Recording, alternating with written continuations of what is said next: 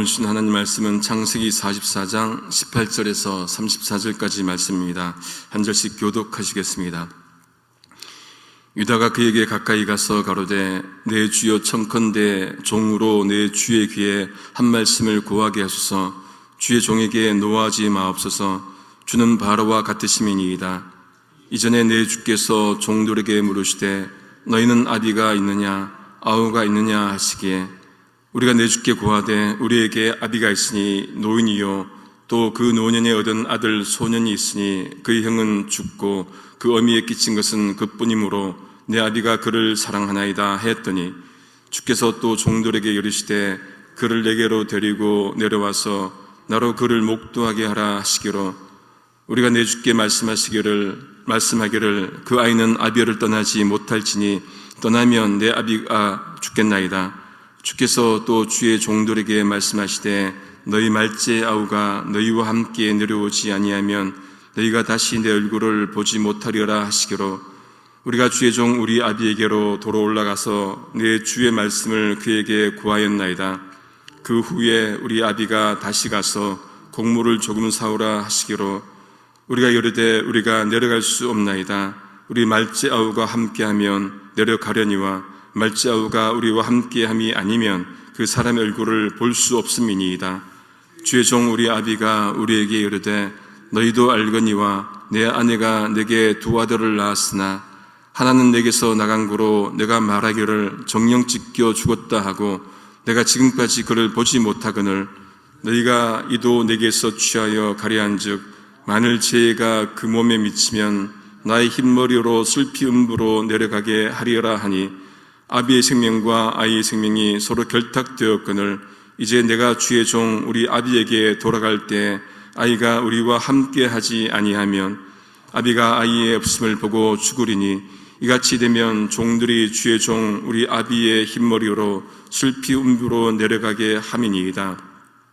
주의 종이 내 아비에게 아이를 담보하기를 내가 이를 아버지께로 데리고 돌아오지 아니하면 영영이 아버지께 죄를 지리이다 하였사오니 청컨대 주의 종으로 아이를 대신하여 있어서 주의 종이 되게 하시고 아이는 형제와 함께 도로 올려 보내소서. 함께 읽겠습니다. 내가 어찌 아이와 함께 하지 아니하고 내 아비에게로 올라갈 수 있으리까 두렵건대 죄가 내 아비에게 미침을 보리이다. 아멘. 어제 봤지만은 요셉의 은잔이 베냐민의 그 자루에서 발견되었지 않습니까?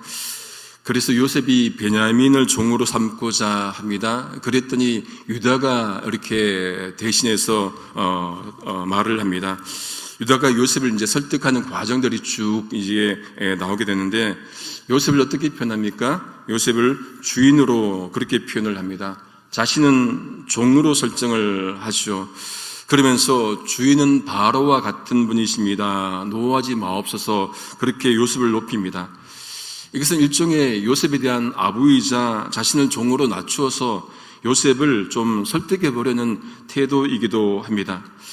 그런데 여기에는 용기가 필요하겠죠. 한 나라의 총리가 말을 했는데 거기에 다른 의견을 제시한다? 거기에는 용기가 필요합니다. 베냐민을 데려가려면은 자신이 종이 된들 무슨 상관이 있겠습니까? 아버지 야곱을 위해서 베냐민을 무조건 데려가야 하는 그런 상황입니다. 그러니 여기서는 유다가 책임을 지고자 하는 마음이 있습니다. 우리도 어떤 일을 할 때 책임감이 필요합니다. 그것이 주님의 일과 관련된 일이라고 한다면은 하나님 나라와 관련된 것이라고 한다면은 더욱더 그래야 하겠지요. 책임감을 가지고 일해야 합니다. 하나님께서 우리 각자에게 맡긴 사명도 있을 겁니다. 우리 가정에, 우리 교회에 맡긴 사명이 분명히 있을 겁니다. 그 일을 우리가 책임감을 가지고 어떤 일이 있더라도 용기를 내고 우리가 그 일을 감당해야겠죠. 유다가 요셉을 이제 얘기하는데 가족을 얘기를 합니다. 요셉이 자신을 처음 만났을 때 자신의 가족에 대해서 물었던 것에 대해서 쭉 나열을 합니다. 특히 아버지와 형제들의 아우 베냐민에 대해서 물었던 것을 환기해 드리죠. 그 무렵의 형제들은 아버지가 계시고 그가 노년에 얻은 아들이 있는데 그 진영은 죽고 아버지가 그를 사랑한다. 그렇게 말씀드렸던 것도 환기시켜 드립니다. 요셉이 이 말을 들었을 때 어떤 마음이었을까요? 하나 빼고는 다 맞지요. 그의 친형은 죽지 않았죠. 왜? 자기니까. 이 이야기는 요셉 자신의 이야기이기도 합니다. 그리고 유다가 이어서 말을 하는데, 요셉이 그 아이를 만나보겠다고 데려오라 하셨는데 그 아이가 아버지를 떠나지 못하고, 왜냐하면 그가 떠나면 아버지가 죽기 때문에 그렇음을 말하시오. 그런데 주인은 그 아이가 오지 않으면은 자신의 얼굴도 보지 못하고, 그렇게 되면은 구하고자 했던 양식도 못 구하기 때문에 이야기를 쭉 나열합니다. 유다가 딜레마에 빠진 얘기를 하는 거죠. 어떤 딜레마입니까? 아버지 야곱도 베냐민이 필요하고 요셉도 베냐민을 보고 싶어하는 이 딜레마. 그러니까 어떤 의미에서 보면은 야곱과 요셉이 이 줄다리기를 하는데 누구를 붙잡고요? 베냐민을 붙잡고 줄다리기 하는 모습 같아 보입니다. 어느 쪽으로 기울어 갑니까? 유다는 모든 상황을 아버지 야곱에게 전해드렸다고 그렇게 하면서 아버지를 어떻게 표현합니까? 아버지를 주의 종 우리 아버지, 그렇게 표현을 합니다. 그러니까 아버지 야곱을 요셉의 종으로 표현한 것이죠. 이것은 앞에서 유다가 자신을 또 주의 종, 요셉의 종으로 표현한 것처럼 요셉에 대해서 아부하는 것, 심지어 아버지를 가지고 그렇게 표현을 한 것으로 보여집니다. 그렇게 해서 요셉으로부터 긍휼의 마음을 얻어서 좀 간절한 마음을 보이는 것이겠죠. 또한 이 표현은 꿈이 이루어진 것으로도 보여지잖아요. 요셉이 꾸는 꿈이 해와 달과 11별이 요셉에게 이제 절하는 그 꿈이 이루어지는 표현으로도 볼 수 있을 것 같습니다. 유다가 이어서 베냐민을 여기까지 데려오기 위해서는 아버지 야곱을 설득한 과정을 설명을 이제 쭉 합니다. 아버지 야곱이 애굽에 다시 가서 곡식 사오라고 했고, 베냐민 데려가지 않으면 요셉을 못 봅니다. 그렇게 말했다는 것이죠. 그러자 아버지가 자신이 사랑하는 아내에게 두 아들을 얻었는데 그중 한 명은 틀림없이 찢겨 죽었다고 하면서 지금까지 보지 못한다고 그렇게 말했다는 것이죠. 요셉이 애굽에 팔려갔을 때 형들이 어떻게 합니까? 숫염소의 피를 묻혀서 가짜로 가져간 요셉의 찢긴 옷을 보고 야곱은 이 아들이 찢겼겠구나, 그렇게 생각을 했던 것이겠죠. 이것도 요셉의 이야기입니다. 요셉은 자신이 이야기인데 몰랐던 이야기를 알게 되는 것이죠. 아버지는 자신이 찢겨 죽었구나, 그렇게 알았다는 것이죠. 이때 요셉 마음도 어떻겠습니까? 여러분, 이런 거 보면은 우리가 걸어가는 모든 삶의 흔적들은 모두 알려진다는 것을 알게 됩니다. 사람은 잊을지라도 하나님은 모든 것을 아신다는 거예요. 마지막 날에 우리가 몰랐던 사실을 알게 된다면 어떻겠습니까? 또 그 반대로 우리가 숨기고 있는 것이 마지막에 드러난다면 어떻겠습니까? 그러니 우리가 일상을 하루하루를 하나님의 말씀대로, 하나님의 뜻대로 사는 것밖에는 없을 것 같습니다. 아버지가 그렇게 아들 때문에 마음고생하고 있기 때문에 아버지 야곱이 이 아이마저 데려갔다가 이 아이마저 변을 당하면은 어쩌겠냐 했다는 거예요. 아버지 간절한 마음을 지금 대변하는 것 아니겠습니까? 여기서 야곱이 덧붙인 말은 나의 흰머리를 슬퍼하며 수월로 내려가게 하리라. 세 번역으로 보면 이렇습니다. 너희는 백발이 성성한 이 늙은 아버지가 슬퍼하며 죽어가는 꼴을 보겠다는 거냐? 아이를 데려가면은 나를 죽이겠다는 거냐? 내가 죽어가는 그 꼴을 보겠다는 거냐? 이 말을 했다는 거예요. 유다의 말을 통해서 요셉은 뭐를 깨닫습니까? 아버지 야곱이 베냐민을 정말로 사랑하고 있구나. 또 얼마나 또 요셉 자신과 베냐민 때문에 고통받고 있구나를 또 보게 되는 것이죠. 유다가 요셉에게 야곱의 입장에서 아버지의 마음으로 지금 그렇게 다가가는 것을 보게 되는데 이해해 달라는 것이겠지요. 더 나아가 유다는 아버지의 생명과 아이의 생명이 서로 하나로 묶여있기 때문에 지금 아이가 집으로 돌아가지 않으면 아버지가 죽을 것이다. 그러면서 자신들은 아버지를 돌아가시도록 만든 자가 될 것이다. 그렇게 이제 항변을 합니다. 유다는 형제들이 겪게 될 어려움을 요셉에게 하소해 나는 것이죠. 아버지의 목숨과 아이의 목숨이 하나라는 것. 아이가 죽으면 아버지가 죽는 모습이잖아요. 그런데 아버지가 죽으면 아이가 죽나요? 근데 좀 생각을 해보면은 요셉을 형제들이 싫어했잖아요. 마찬가지로 베냐민도 좀 싫어했을 것 같습니다. 그러면은 아버지가 죽으면은 이 베냐민도 그렇게 온전하지 못할 것으로 여겨지게 된다는 것이죠. 유다는 그런 상황이기 때문에 자신이 책임지려고 합니다. 다짐을 했다는 거예요. 아버지께 이 아이만큼은 데려가겠다 다짐했기 때문에 뭘 제시합니까? 자신이 종이 되어도 괜찮습니다. 나 대신 베냐민 대신 저를 종으로 삼아 주십시오. 그리고 이 아이는 아버지의 집으로 돌려보내야 됩니다. 그 말을 하는 것이죠. 끝까지 책임지려는 모습을 보게 됩니다.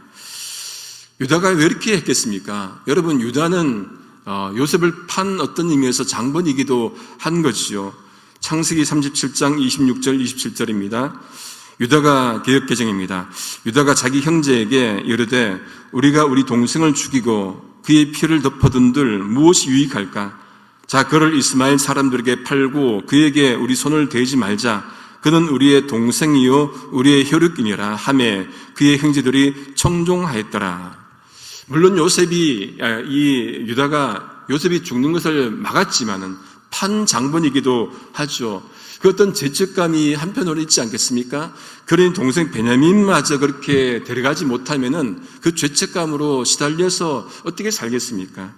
그러기에 아버지가 했던 말을 지키려면은 베냐민을 대신해서 자신이 종이 되어야 합니다. 그게 더 낫다는 거예요. 이 모습을 보면은, 유다의 모습을 보면은 누가 떠오릅니까?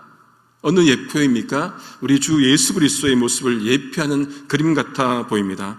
근본 하나님과 본체시지만은 동등됨을 취할 것으로 여기지 않으시고 자신을 비우시고 이 땅에 종의 형체를 가지시고 십자가에 죽으셨습니다. 끝까지 죽으셨습니다. 바로 우리 주 예수 그리스도입니다. 한 공동체를 살리기 위해서 누군가의 희생이 필요합니다. 누군가의 희생 없이 성장하는 공동체는 없을 겁니다. 이 땅을 살리기 위해서 예수께서 낮아지시는 것처럼 우리가 속한 공동체를 살리기 위해서는 낮아지는 모습이 있어야겠죠. 그것이 무슨 모습입니까? 제자의 모습입니다. 우리 부른 찬송 주님의 마음을 본받는 자 3절 가사를 보면 이렇습니다. 가는 길 거칠고 험하여도 내 마음에 불평이 없어지면 십자가 고난을 이겨내신 주님의 마음을 본받으며라. 주님께서 가신 그 고난의 길, 종의 길을 가셨긴 그 길을 우리도 가야 되는데 여러분, 우리 힘으로 갈 수 있습니까? 어떻게 갑니까? 주님의 마음을 본받아야 가는데 1절 가사를 보시면 그 답이 있습니다. 주님의 마음을 본받는 자 그 마음에 평강이 찾아오면 험악한 세상을 이길 힘이 하늘로부터 임하니로다. 주님의 마음을 본받아야 되는데 그 마음을 어떻게 본받습니까? 우리가 노력한다고, 우리가 의지를 한다고 본받는 게 아니에요. 위에서부터 주시는 은혜를 말미암아 하나님의 은혜가 있어야만이 그 마음을 본받게 되겠지요. 하늘로부터 임함이로다. 마지막으로 유다가 요셉에게 또 호소합니다. 34절 세 번역입니다. 저 아이 없이 제가 어떻게 아버지의 얼굴을 뵙겠습니까? 그럴 수는 없습니다. 저희 아버지에게 닥칠 불행을 제가 참아볼 수 없습니다. 앞에서 말씀드린 대로 요셉을 판 장본이겼기 때문에 아버지가 괴로워할 그 모습을 보고 싶지 않아서 자신이 대신해서 종이 되겠다 그렇게 얘기를 합니다. 그러니 자신이 종이 될지라도 베냐민은 형들을 따라 보내야 됩니다. 끝까지 책임 정신을 가집니다. 책임 의식을 가집니다. 희생 정신을 가지게 되는 것이죠. 우린 여기서 유다가 다른 것으로 요셉을 설득한 게 아니고 자신의 가족 이야기로 설득한 것을 주목할 필요가 있습니다. 그 이야기는 어떤 이야기입니까? 가족의 아픈 이야기입니다. 그 이야기는 요셉도 포함되어 있습니다. 요셉 자신의 이야기이기도 합니다.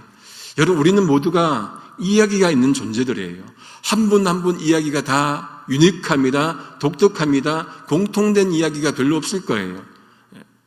공동체 안에서 공유한 이야기가 있으면은 그 이야기가, 그 감정이, 그 친밀함이 배가 되겠지요.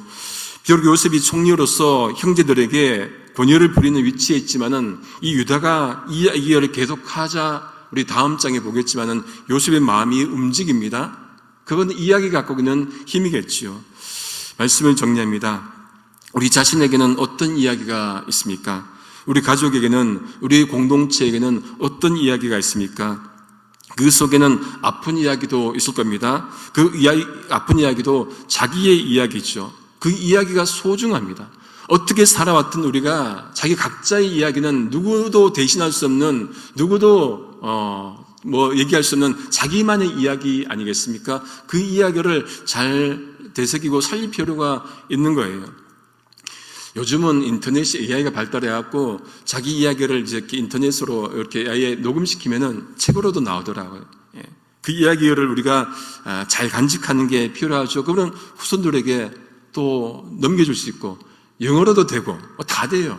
그 이야기를 남겨두는 것도 소중한 것 같습니다. 모두가 가지고 있는 그 자기만의 이야기, 가정의 독특한 이야기, 그 이야기를 잘 간직할 필요가 있다는 거예요. 하나님은 그 이야기를 우리와 함께 만들어 가십니다. 우리를 떼어놓지 않으시고 함께 이야기를 만들어 가시는데, 그 이야기 속에는 아픈 얘기도 있고 기쁜 얘기도 있겠죠. 바라기는 우리가 모두가 정말 아픈 얘기보다도 기쁜 얘기가 많기를 소망합니다.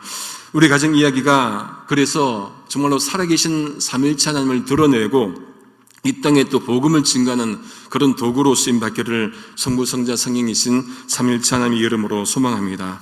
기도하시겠습니다. 하나님 아버지, 저희로 한 공동체에서 신앙생활을 하게 하시고 함께 하나님 나라를 만들어가게 하시니 감사합니다.